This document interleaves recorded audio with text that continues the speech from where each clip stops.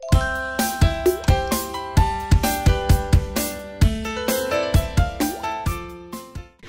morning, people! Happy Sunday! Good morning, good morning, good morning, guys! Come on, you wear your shorts. So, we're going out today kasi walang diaper si Raven. Naubusan na ng diaper. So, bili kami ng diaper sa Walmart and chicken strips ulit. Kasi si ate malakas mag-chicken strips. Bili ako ng chicken strips and then ano pa ba? Konting gulay, fruits, and then snacks. Kasi bus na yung mga snacks ng mga bagets. So, ayun lang. And then, magmamakdo si Raven. Ay, si Raven. Kasi kahapon pa siya nagre-request ng makdo. Kaya lang, nag-work ako kahapon. So, ngayon na lang kami mag-McDonald's. So, naka-ready na sila. Yan. Hintayin lang namin si Ivor. Bahay na kami, guys. Hindi na ako nakapag-grocery haul kanina. Kasi, konti lang naman din yung binili ko sa Walmart. Nagpunta kasi kami doon. Bumili muna kami ng McDo ni ate. Tapos, sa loob kasi yung McDonald's, sa loob ng Walmart. Tapos, nag-take out lang kami. And then, after namin mag-take out, pasok kami sa loob ng Walmart. Doon kami nag-grocery. So, si ate Ravi, sumakay doon sa pushcart. Medyo malakas si ate Ravi, diba? So, hindi na masyadong maraming space yung pwede kong paglagyan ng grocery. So, kung ano lang talaga yung pinakakulang ko dito sa bahay, yun lang yung binili ko. Tapos, siguro, pagpasok ko, doon na lang ulit ako bibili ng mga snacks, ganun. Hindi na ako masyado bumili ng mga snacks kasi nga, wala naman ang pasok si ate Rivi. Ang pinaka-importante lang is yung what is Masha Bear? Okay, sige, you watch there. Ang pinaka-importante lang talaga kanina is yung diaper ni Raven tsaka yung chicken strips ni ate. Yung chicken strips ni ate, 2 box na yung pinili ko, guys. Kasi, ang lakas nga niya sa chicken strips. So, nag-stock na ako ng isa pa para hindi ako bili ng bili at hindi ako nauubusan dito. So, ngayon, pumasok na si Ivor. Magde-declutter ako ng mga damit ni Ravi. Kasi ang daming damit, guys. Dito ko tinago yung mga damit. So, itong plastic na to, supposedly, papagamit ko sana kay Raven paglaki niya. Kaya lang sobrang tagal pa kasi, guys. Parang ito is pang 5 or 6 years old. Si Raven magti-trip pa lang, diba? So, parang gusto ko na lang i-dispose muna, ibenta ko. And then, pag may mga sale or pag may mga garage sale, ganun, doon na lang ako bibili ng mga damit, pamalit nung dalawa. Kasi ngayon, parang na-feeling ko ng tambak-tambak na ng mga damit dito. Tapos, ang dami ko pang aalisin dito sa mga closet nila. So, gusto ko i-dispose na muna itong mga to. And then, pag talagang kailangan na or yung kailangan na magpalit, doon na lang ako bibili ng mga susuotin nilang bago. So, ayan. Dito yung mga damit ni Raven. So, maraming mga onesies dito. Pero, hindi ko pa kung kasya pa kay Raven. Pero, for sure, madami nang maliit dito Kaya, gusto ko nang i-dispose para maibenta sa Once Upon a Child. Tsaka yung ibang, I think yung mga shorts dito is maliliit na rin. So, titingnan ko kung ano yung mga pwede kong alisin para lumuwag-lumuwag na rin yung yung dresser ni Raven. Tapos dito, ang dami rin dito. Yung mga blankets.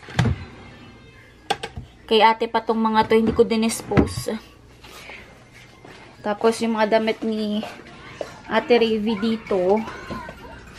Ayan. Ang dami ko rin pipiliin. Kay ate Ravi, madami rin akong aalisin kasi yung mga t-shirt niya. Like itong mga to. Siguro mga 2 or 3 times niya lang nasuot. Ayan. Itong mga to. O yan, Old Navy. Wala naman siyang damage, guys. So, iaano ko na muna. Pipiliin ko muna yung mga i-dispose ko para maibenta ko. Kasi ang dami talaga akong aalisin dito sa sa wardrobe ni Ate Ravi. So, ito lahat yung nakuha kong mga damit ni ate na hindi na kasya sa kanya.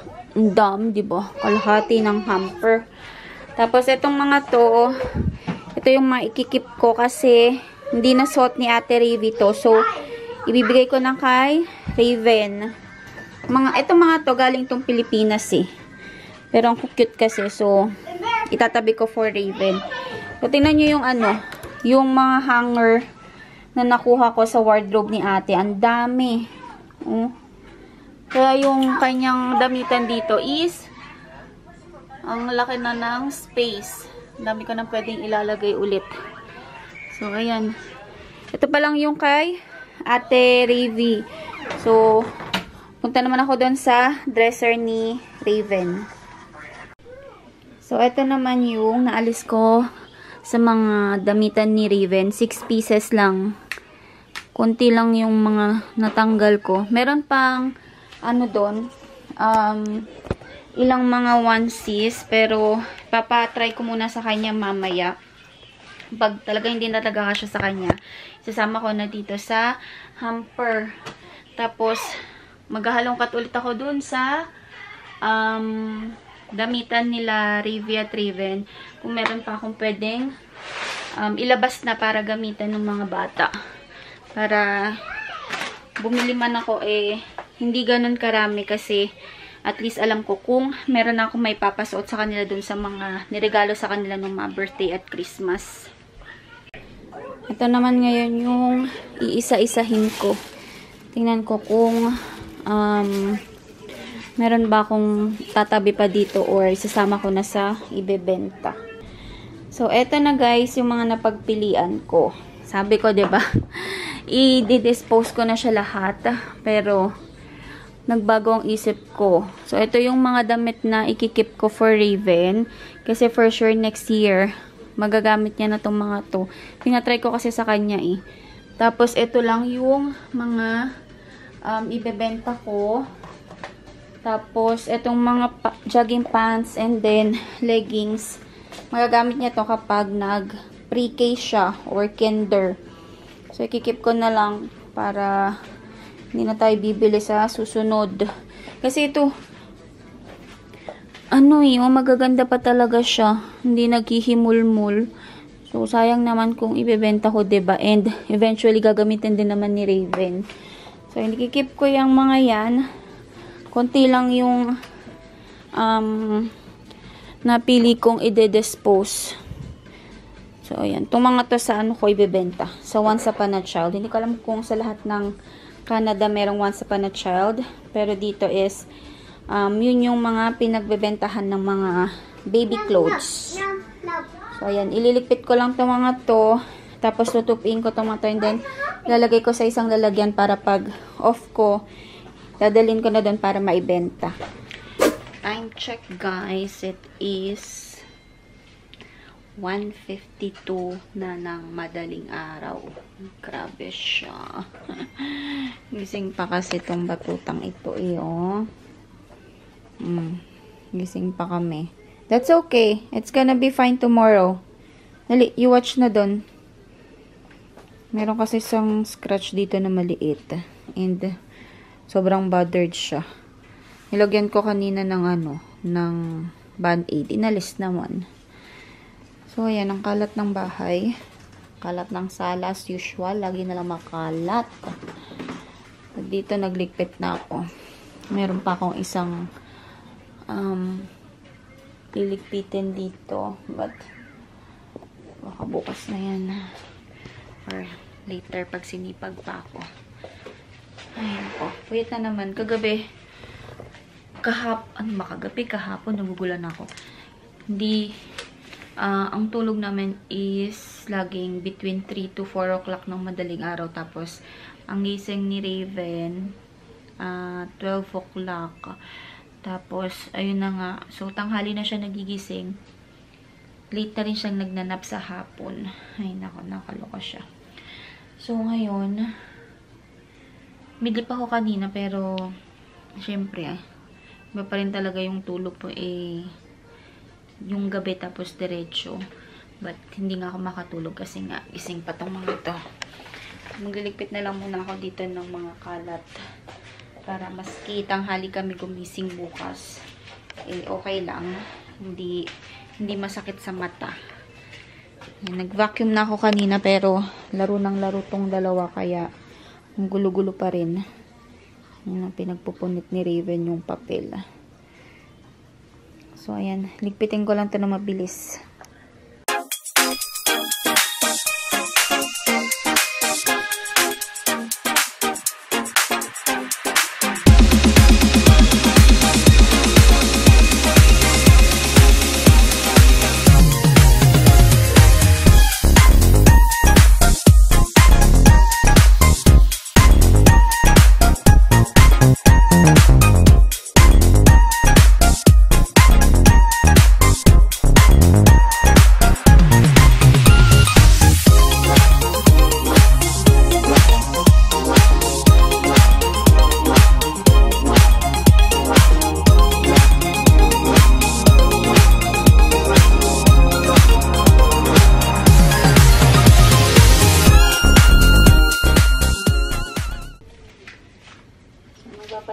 Nagpapatimpla lang si Raven ng gatas. Gatas again. Siguro pang-apat na gatas niya na itong Homo milk. Gatas ng gatas. Makain naman siya ng kumain siya kanina ng chicken, tapos mga snacks ganun, pero mahihingi pa rin siya ng gatas. Ay, ko. So, tomorrow, marami pa naman itong chicken. So, hindi ako gigising ng maaga kasi for sure, tanghali na kami magigising nito ng mga bata.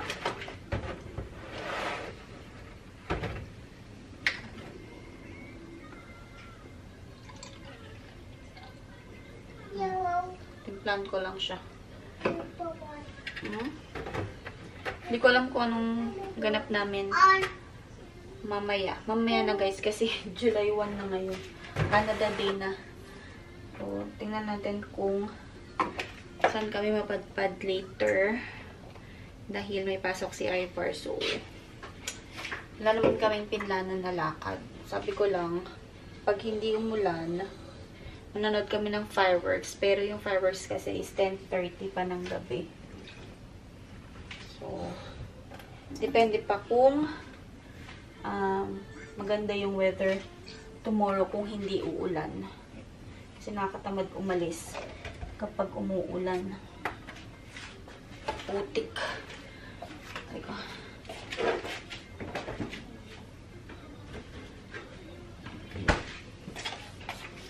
Parang gusto ko mamapak. Parang gusto ko pang mamapak ng chicken. But magpapapak ako. Malinis naman yung aking kusina here. Yun lang yung hugasin ko yung pinagkainan ni ate na ng noodles. Yan. Buti na lang walang pasok tomorrow kundi. Grabe, zombie na naman sa trabaho. So, kasi bukas na is Tuesday, may pasok ako, opening closing ako tomorrow. So, okay lang kasi si Ivor naman, wala naman siyang pasok bukas. So, siya yung magbabantay naman kay Raven. Yun lang yung kinaganda din pala guys ng schedule ni Ivor kapag weekend siya. Weekend na panggabi kasi pag weekend na panggabi, dahil ako nga is ang off ko pag sa isang linggo, Saturday and Sunday. Tapos, yun naman yung pasok din ni Ivor. Friday, Saturday, Sunday. So, minsan, yung Friday ko, maaga ko umuwi. Minsan, closing, ganun. Pero, okay lang. Ang importante is, nag-aanoan kami ni Ivor. Nagsasalitan kami. Tapos, pag weekdays na may pasok ako, since ganito nga yung routine na namin na madaling araw na natutulog si Raven. So, pag weekdays, si Ivor yung nagbabantay kay Raven. Pag ako ay natutulog naman sa gabi. So, ayun. Sana nga mag-permanent na yung ganong oras kasi mas maganda yung ano namin, yung schedule namin pag ganon. Ako mag-work ng weekdays, tapos siya naman sa weekend para hindi kami yung, alam mo yun, syempre nakakaya pa rin magpaalaga, diba? So, pag ganon yung schedule namin, at least maghahalinhinan lang kami ni Ivor sa pagbabantay sa mga bata. So, anyway guys, ano ko muna si Raven. Iduduyan ko muna. Anong oras na ba? Hindi ko alam kung matutulog na to eh. Pero, nagpa-ready na siya ng milk eh. So, tingnan ko kung mapapatulog ko na siya. Kung hindi, iidlip-idlip ako dito sa sa my couch para hindi rin sumakit yung ulo ko. Kasi pag kulang din ako sa tulog guys, grabe yung migraine ko, maatake. So, ngayon, tatry ko umidlip or tatry ko patulogin si Raven. Kung ano man yung mangyari, hindi natin alam. So, mabalitan ko kayo later. Close ko pa yung vlog mamaya. What do you want? What do you want? Dede ka na. Why are you sad? Dede. Dede what? Dede. Dede hot or cold? Dede hot. Dede. I want cold, Dede. Dede hot. Dede hot. Okay, she want. Oh, you kiss mommy first. Owie. Kiss mommy. Owie. Where's your awi? Oh, show them your awi. Dali na. Show them your awi. Kasi ikaw tinanggal mo yung band-aid mo eh. Ano bang nangyari dyan? Oh, dali na. Mommy will kiss it and then it's gonna be fine na. Okay? Mommy will get your dede. Ganap na siya ng dede, guys. So, subukan natin patulogin kung makakatulog na. Pero, syempre, hindi pa rin ito magpapababa dun sa spot niya. Dun kami dito ko muna siya dededein tapos duduyan ko. Let's give the baby. Oh, here's your dede. Wow, naman ng baby na yan. May bobo. Oh, here. Sleep ka na ba? Ha? Diyan ka mag-sleep? Lay down ka doon. Go. Yeah. Mommy will just check on ate too, okay? So, punta naman natin si ate. Let's check ate naman. Gising pa pala ang ate namin. Ayun si ate. Ate is still awake. Yeah.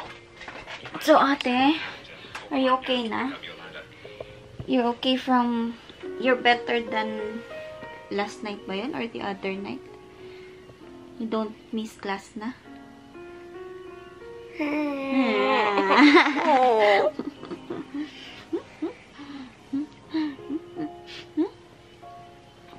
Ay, nako, anong oras na? 2:43 ng madaling araw. Ate, hindi to nagnap. Hindi ko alam bakit hindi pa siya inaantok. Yeah. Ang daming clay dito kasi. Bumili kami ng clay kanina. Naglaro sila. So, kalat-kalat yung mga clay. You want sa rocking chair na, baby? Not yet. Ayaw pa niya pumunta sa rocking chair. Ay, nako. So, wala. Hindi pa ito matutulog. Ay, kabayo ka. No. Aking phone. Ang aking phone ay nabagsak. So, anyway, guys. Update ko lang kayo. I think I'm gonna close the vlog na rin. Parang gusto ko pa magpapak ng chicken. So, yun ay ating video. By ano ko pa mabebenta yung dineclutter ko ng mga damit ng mga bata. Siguro by tomorrow ba? By tomorrow or Thursday kasi Thursday off ako. Pero tomorrow, ay hindi. Wednesday or Thursday. Kasi sa Wednesday naman, ang pasok ko lang is 9:30 to 1:20. So, Wednesday or Thursday, dun ko palang mabibenta yung mga damit na tinabi ko. Pero yung mga pinagpilian ko, saan ko ba nilagay? Ayun, nilagay ko dun sa my furnace para hindi na sakop ng space dito sa sa loob ng bahay. At least, nakatabi lang siya dun. And matagal pa naman magagamit ni Raven lahat yon. So, anyway guys, ang dami kong sinabi. Sabi ko, i-close ko lang yung vlog. Thank you so much for watching. Please don't forget to like, share, and subscribe to my channel. And I will see you all on my next one. Hopefully, mamaya, meron kaming ganap para makapag-vlog ako. So, yun lang guys. Bye! Good night!